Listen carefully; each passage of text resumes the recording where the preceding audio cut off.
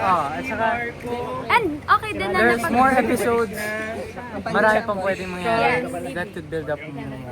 Yung parang minor na iyak ni Ash kanina, paano nyo binil yun, Ash?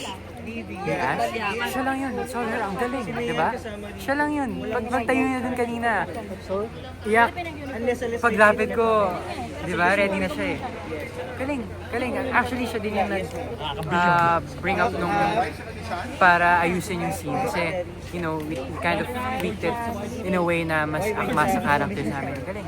At yeah, gets ko naman siya, but siya yung nagsabi talaga. Pwede na ba sila mag-swimming muna?